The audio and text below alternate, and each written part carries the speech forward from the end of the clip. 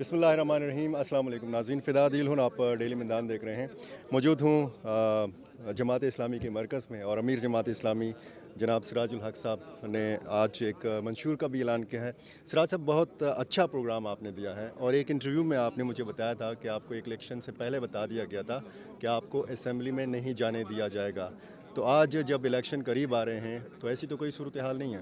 بسم اللہ الرحمن الرحیم۔ آج جماعت اسلامی خیبر پختونخوا نے آئندہ الیکشن کے لیے اپنے تمام قومی اسمبلی اور صوبائی اسمبلی کے نامزد امیدواران کو یہاں اکٹھا کیا، میڈیا کے سامنے بھی پیش کیا۔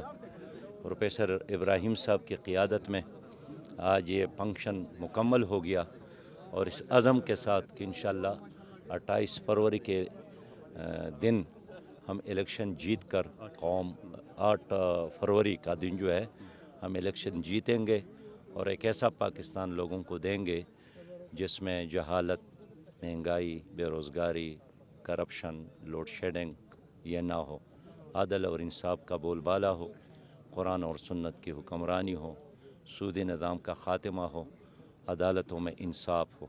جہاں تک آپ نے فیئر الیکشن کی بات کی، تو جماعت اسلامی کا کل بھی یہی مطالبہ اور آج بھی یہی مطالبہ ہے کہ فیئر الیکشن کا انعقاد کرنا یہ الیکشن کمیشن کی آئینی ذمہ داری ہے۔ انہوں نے حلف اٹھایا ہے، اور ہم انشاءاللہ تعالی آئندہ الیکشن اور لوگوں کے مینڈیٹ کو چوری نہیں ہونے دیں گے۔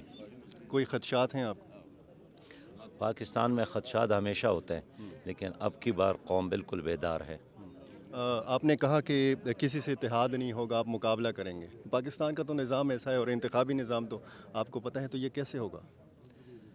دیکھیے، جو لوگ اس وقت الیکشن میں حصہ لے رہے ہیں، وہ اگر پیپلز پارٹی ہے تو 4-5 بار انہوں نے حکومت کی، مسلم لیگ ہے تو انہوں نے بھی بار بار حکومت کی ہے، پی ٹی آئی ہے تو ابھی 10 سال انہوں نے اس صوبے میں حکومت کی ہے۔ تو سب لوگ آزمائے گئے، اور آج ہر پاکستانی اگر ایک مشکل سے دوچار ہے تو ان کی بنیادی وجہ بھی ان لوگوں کی حکومت ہے۔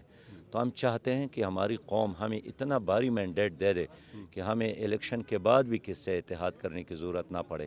ٹھیک، تمام سیاسی جماعتیں آزاد ہیں آپ کی نظر میں؟ دیکھیے، ہم تو اپنے پالیسیوں میں بالکل آزاد ہیں۔ جماعت اسلامی کسی دباؤ میں نہیں ہے، اور ہم مرضی کے ساتھ سیاست کرتے ہیں، اپنا انقلابی منشور پیش کیا ہے اور اپنا نشان۔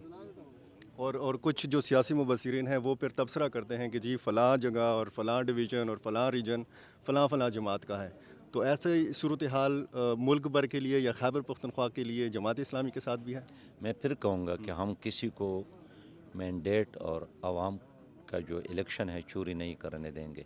اس طرح خواہشات اگر کسی کے ہیں بھی، ہم اس کو ناکام بنائیں گے۔ بہت شکریہ۔